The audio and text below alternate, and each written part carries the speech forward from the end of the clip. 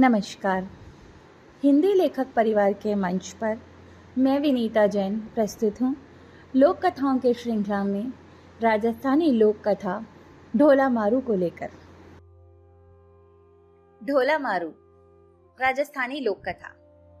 राजस्थान की लोक कथाओं में बहुत सी प्रेम कथाएं प्रचलित है, पर इन सब में ढोला मारू प्रेम गाथा विशेष लोकप्रिय रही है।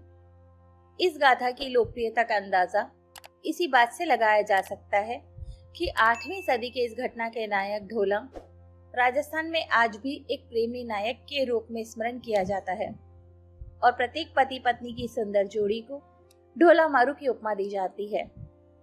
यही नहीं, आज भी लोकगीतों में स्त्रियां अपने प्रियतम को ढोला के नाम से ही संबोधित करती हैं। ढोला शब्द पति शब्द का पर्यायवाची ही बन चुका है।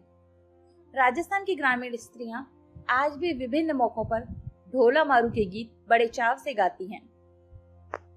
ढोला नरवर के राजा नल का पुत्र था, जिसे इतिहास में ढोला सलहल कुमार के नाम से जाना जाता है।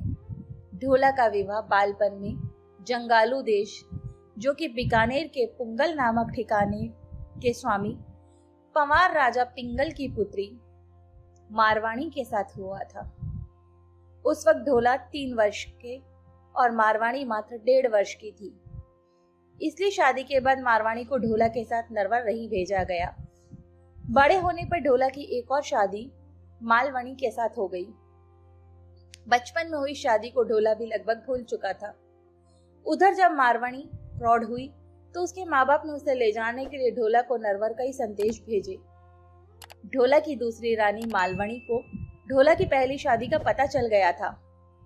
उसे यह भी पता चल गया था कि मारवाणी जैसी बेहद खूबसूरत राजकुमारी और कोई नहीं।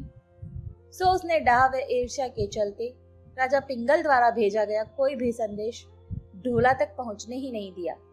वह संदेश वाहकों को ढोला तक पहुंचने के पहले ही मरवा डालती थी। उधर मारवाणी के अंकुरित यौवन ने अपना रंग दिखाना शुरू कर दिया।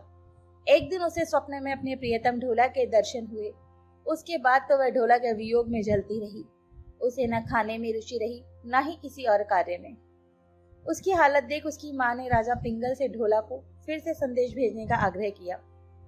इस बार राजा पिंगल ने सोचा कि संदेश वाहक को तो मालवाणी मरवा डालती है, क्यों ना इस बार किसी चतुर ढोली को नरवर भेजा जाए, जो गाने के बहाने ढोला तक संदेश पहुंचा उसे मारवाणी के साथ हुई उसकी शादी की याद दिला दे।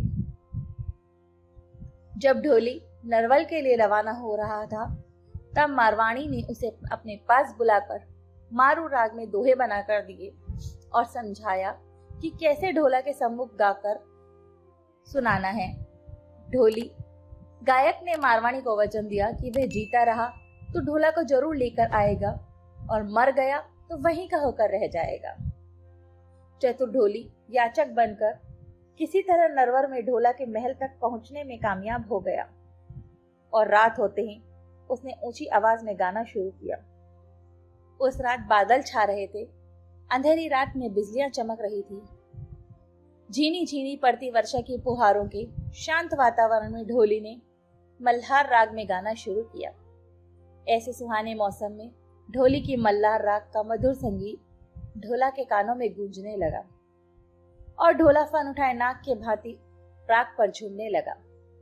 तब ढोली ने साफ शब्दों में गाया, ढोला नरवर सीरिया घन पुंगल गलियाए। गीत में पुंगल और मारवाणी का नाम सुनते ही ढोला चौंका और उसे बालपने में हुई शादी की याद ताजा हो आई। ढोली ने तो मल्हार और मारू राग में मारवाणी के रूप का वर्णन ऐसे किया जैसे पुस्तक खोलकर सामने कर दी हो। उसे सुन ढोला तड़प उठा। ढाड़ी ढोली पूरी रात गाता रहा। सुबह ढोला ने उसे बुलाकर पूछा तो उसने पुंगल से लाया मारवाणी का पूरा संदेश सुनाते हुए बताया कैसे मारवाणी उसके वियोग में जल रही है। आखिर ढोला ने मारवाणी को लाने हेतु पुंगल जाने का निश्चय किया, पर मालवणी ने उसे रोक दिया। ढोला ने कई बहाने बनाए, पर मालवणी उसे किसी न किसी प्रकार रोक ही लेती थी। पर एक दिन ढोला बहुत तेज चलने वाले ऊंट पर सवार होकर मारवाणी को लेने चल ही दिया और पुंगल पहुंच गया। मारवाणी ढोला से मिलकर खुशी से झूम उठी। दोनों ने पुंगल में कई दिन बिताए और एक दिन ढोला ने मारूवाणी को अपने साथ ऊंट पर बिठा नरवर ले जाने के लिए राजा पिंगल से विदा ली। कहते हैं रास्ते में रेगिस्तान में मरुवणी को सांप ने काट खाया, पर शिव पार्वती ने आकर मरुवणी को जीवन दान दे दिया। आगे बढ़ने पर ढोला उमर सुमरा के षड्यंत्र में फंस गया।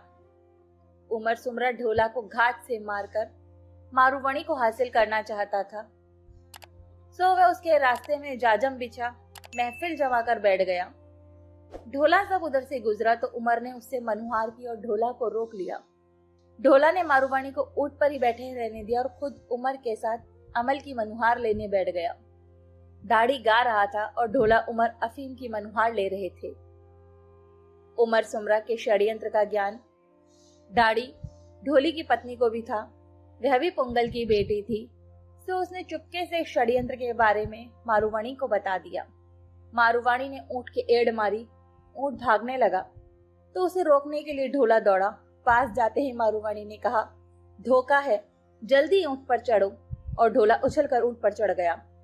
उमर सुमरा ने घोड़े पर बैठ पीछा किया, पर ढोला का वह काला ऊंट कहाँ उनके हाथ लगने वाला था। ढोला मारूवाणी को लेकर नरवर पहुंच गया और उमर सुमरा हाथ मलता रह गया। नरवर पहुंचकर चतुर ढोला सौतिया डाह की नोकझोंक का समाधान भी करता है। मारूवाणी और मालवाणी के साथ आनंद से रहने लगा। धन्यवाद। अगर आपको रचना पसंद आती है तो लाइक्स और कमेंट्स जरूर करें और शेयर कीजिए।